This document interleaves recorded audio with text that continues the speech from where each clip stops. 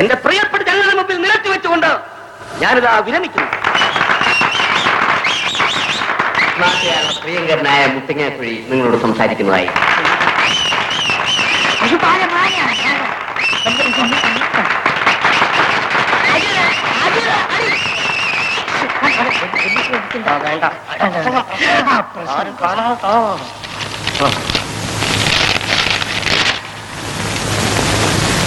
പ്രിയപ്പെട്ട നാട്ടുകാരെ,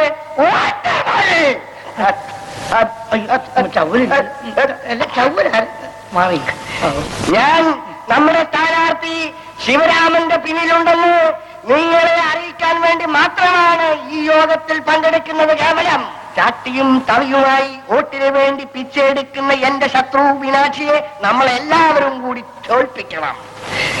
ജന ആധിപത്യമാണല്ലോ ഈ നാട്ടിൽ. പൊതുജനങ്ങളെ ഞാനൊന്ന് ചോദിച്ചോട്ടെ, 1960 ഇവിടെ ഇന്ത്യയിൽ എന്ത് സംഭവിച്ചു? അതും പോട്ടെ, 1971 ഇവിടെ എന്ത് സംഭവിച്ചു? അതും പോട്ടെ, 1982 നടക്കാൻ പോകുന്ന തെരഞ്ഞെടുപ്പിൽ ഇവിടെ എന്ത് സംഭവിക്കും?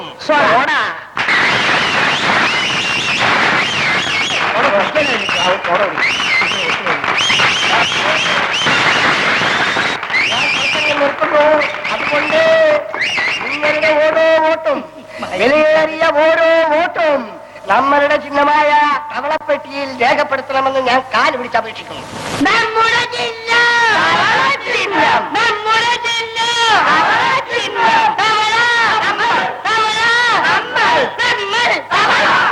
എന്താണ് ഈ തവള? ആരാണ് ഈ തവള? നാട്ടുകാരെ, നിങ്ങൾ ചിന്തിച്ചിട്ടുണ്ടോ? തവള വെള്ളത്തിലും ജീവിക്കും, കരയിലും ജീവിക്കും. എന്ന് വെച്ചാൽ സമയ സന്ദർഭം നോക്കി കാല് മാറുമെന്ന്. വെള്ളത്തിന് കരയിലേക്ക്, കരയിന്ന് വെള്ളത്തിലേക്ക്. അതായത് ഒരു പാർട്ടിയിൽ നിന്ന് മറ്റൊരു പാർട്ടി, ആ പാർട്ടിയിൽ നിന്ന് വേറൊരു പാർട്ടി. അത് തന്നെയാണ് നമ്മുടെ കൊപ്പള ഗോപാലന്റെ സ്ഥാനാർത്ഥി.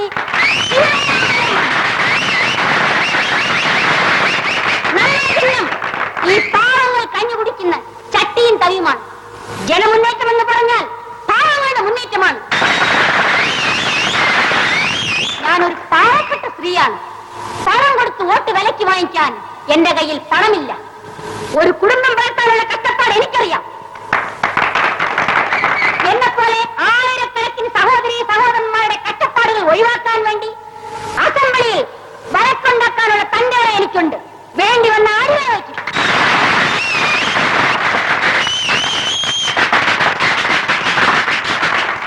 ഞാൻ രാഷ്ട്രീയത്തിലേക്ക് ഇപ്പൊ ഇങ്ങോട്ട് ഇറങ്ങിയതേ ഉള്ളൂ.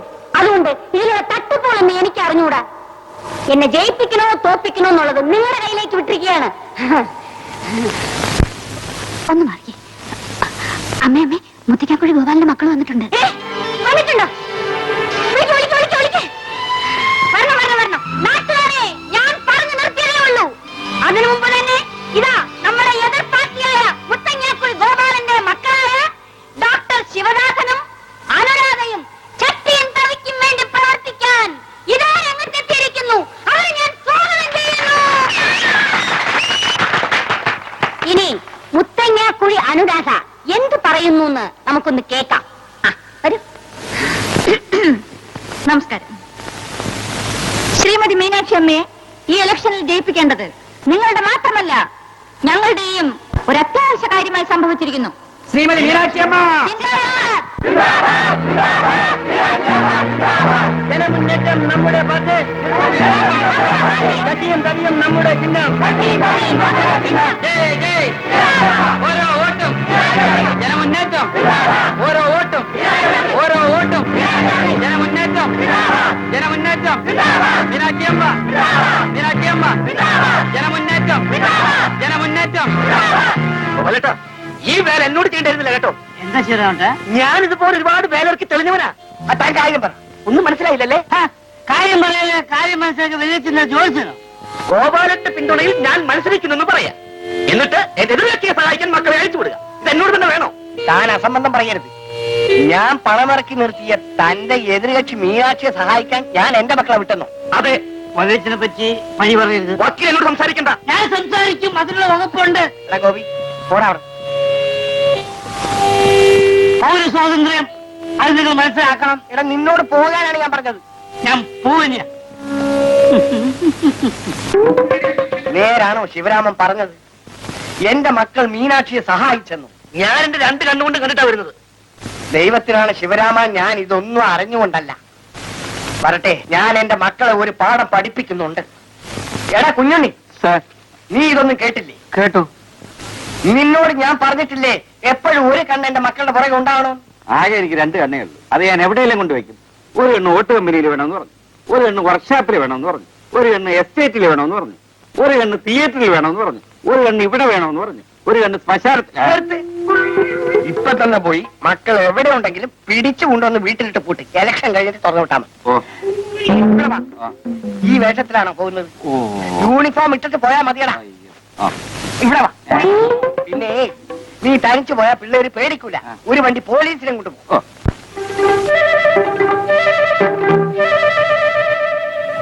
ഒരു ശിവദാസം ഒന്ന് വേഗം നടന്നു.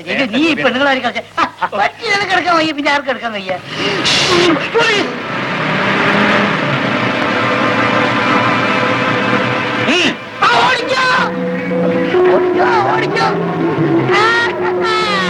പോലീസുകാരെ ഞാൻ വെറുതെ റണ്ണിക്ക് എടുത്തു. എടാ ഗോപി, നീ ഇവരെ ഒളിച്ചോടാ സഹായിക്കുക. അത് ഞങ്ങൾ ഓ, നീ ഉണ്ടോ കൂട്ടത്തിൽ? സർക്കിളേട്ടാ, ഞാൻ മനസ്സിലായി. സ്നേഹിക്കുന്നു. 300 ഈ പെട്ടി വാങ്ങി ജീപ്പിൽ വയ്ക്കണം. ഇങ്ങോട്ട്. പ്ലീസ് സർ, പ്ലീസ്, ഞങ്ങളെ ജീവിക്കാൻ അനുവദിക്കണം. നോ, അങ്ങനെ ഒളിച്ചോടി ജീവിക്കണ്ട. ഒന്ന് ചോദിച്ചോട്ടെ, ആരെ പേടിച്ചാണ് നിങ്ങൾ ഒളിച്ചോടുന്നത്? നിങ്ങൾ പ്രായപൂർത്തിയായവരല്ലേ? ഒരാൾക്ക് നിങ്ങൾ തടുക്കാനാവില്ല. പ്രേമത്തിനോട് കളിക്കുന്നത് ആപത്താണെന്ന് നിവൃത്തി അച്ഛനോട് പറയണം. എന്റെ ജീവിതമോ ആ മനുഷ്യൻ പാഴാക്കി. നിങ്ങളുടെ ജീവിതം അങ്ങനെ നശിപ്പിക്കണം. ഒന്നുകൊണ്ടും ഭയപ്പെടേണ്ട കാര്യമില്ല. നിങ്ങൾ എവിടേക്ക് ഒളിച്ചോടി പോകണ്ട. ചുണയോടെ ഇവിടെ തന്നെ നിൽക്കണം. എന്ത് സംഭവിക്കുമെന്ന് നമുക്ക് കാണാം. അയ്യോ എന്റെ പൊന്നെ സർക്കിളേട്ടാ, അങ്ങോട്ട് മാറി. നമുക്കിന്നൊന്ന് ആഘോഷിക്കണം. എന്നാൽ നിങ്ങൾ 4 പേരും ചേർന്ന് ഒന്നാം തരം ഒരു പാട്ട് പാടി ആഘോഷിക്കണം. ഞാൻ ഇന്ന് കാണട്ടെ. ആളുകൾ ഓടിക്കൂടിയാലോ? ആര്? ഒരാളിൽ വരില്ല. 319, 420. ഈ തോട്ടത്തിന് ചുറ്റും കാവൽ നിൽക്കണം. ഒരു ഈച്ച പോലെ ഇതിനകത്ത് കിടക്കരുത്. ഒരു സംശയം, ആ. പോലീസിനെ ഈ ജോലിക്ക് വിടുന്നത് നിയമപരമായി തെറ്റല്ലേ? പോലീസ്? ആ. ആര്? ഇവര് ഞാനേ ആ. അമ്മായിച്ചന്റെ കാര്യം നോക്കാൻ വേണ്ടി 3 മാസമായി ലീവിലാ. ആഹാ. പോലീസേ ആ. നാടക പോലീസാ. ഡ്രസ്സിന് ദിവസം 3 രൂപ വാടക. വളരെ ചീപ്പാ. അതുകൊള്ളാം. എടാ കുഞ്ഞുണ്ണി, നീ എന്റെ മക്കളെയും ആ പാച്ചുന്റെ മക്കളെയും വെച്ച് പാട്ട് പാടിച്ചു. പാടിച്ചു. അവരൊരു വിധം നന്നായി പാടുകയും ചെയ്തു. അവരെങ്കിലും സുഖമായിട്ട് ജീവിക്കട്ടെ എന്ന് വിചാരിച്ചു. ചീ ഇറങ്ങി പോടാ വെളിയിൽ.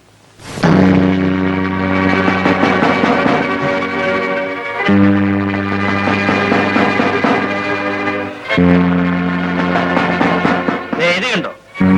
ഞാൻ യൂണിഫോമിലാണ്. ഇനി എന്നെ ഇടപോടാന്നൊക്കെ വിളിക്കുന്നത് സൂക്ഷിച്ചു വേണം. പിടിച്ച് ഞാൻ അകത്താക്കും. ആ, അതെ. അച്ഛനോട് ഇങ്ങനെ സംസാരിക്കരുത്, പറഞ്ഞേക്കാം. മിണ്ടായിരിക്കും അവിടെ. ഒറ്റ ഇടിയും വെച്ച് തരും. അച്ഛനും മകളും ചേർന്ന് കുറെ എന്നിട്ട് കുരങ്ങൊലിപ്പിക്കുന്നു. ഇനി അത് നടപ്പില്ല. നീ എന്ത് ചെയ്യും? ഇവളെയും കൊണ്ട് ഞാൻ ഇവിടെ നിന്ന് ഇറങ്ങും. എന്റെ മോള് വരുന്നില്ലെങ്കിലോ? വരണ്ട, ഞാൻ ഒറ്റയ്ക്കിറങ്ങി. കുഞ്ഞേട്ടാ, നീ മിണ്ടാതിരു മോളെ. അവൻ പോണെങ്കിൽ അങ്ങ് പോട്ടെ. നിന്നെ ഞാൻ ഐജിക്ക് വാങ്ങി കൊടുക്കും. ഇവൻ വന്ന് നിനക്ക് സല്യൂട്ട് ചെയ്യും. അതൊരു നല്ല കാര്യം. പിന്നെ ആ പിള്ളേരെങ്കിലും സന്തോഷമായിട്ട് ജീവിക്കാൻ വിടും മനുഷ്യ. എന്നെ എന്താ വിളിച്ചത്? മനുഷ്യാണോ? ഓ, തെറ്റിപ്പോയി, ക്ഷമിക്കണം. ഇറങ്ങി പോടാ വെളിയിൽ. ഇറങ്ങാൻ തീരുമാനിച്ചിട്ട് തന്നെ അതെല്ലാം ചെയ്തു. ആ, നീ എന്റെ കൂടെ വരുന്നു, അതോ ഐജിയുടെ പോകുന്നു? മോളെ പോകരുത്, അച്ഛനാണ് പറയുന്നത്. IG IG. വേണം വയ്ക്കാതെ ആരനുസരിക്കുന്ന അവള് തീരുമാനിക്കട്ടെ. ഞാനും വരുന്നു. എന്റെ മെഹി സാധനങ്ങളൊക്കെ എടുത്തോട്ടെ. അയാൾ ഒരു ചുക്കും വേണ്ട. നീ വരുന്നെങ്കിൽ വാ. ഞാനും വരുന്നു. മോളെ, എടാ മഹാഭാവിയെ എന്റെ മോളെയും കൊണ്ട് പോകാവടാ. പിന്നെ കൊല്ലം കൊണ്ടുപോകണ്ട, ഞങ്ങൾ ജീവിക്കാൻ പോകുക. നീ ഇപ്പൊ പോ. നിന്നെ വെറും ഒരു പോലീസാക്കി തരം താഴ്ത്താൻ പറ്റുമെന്ന് ഞാനൊന്ന് നോക്കട്ടെ.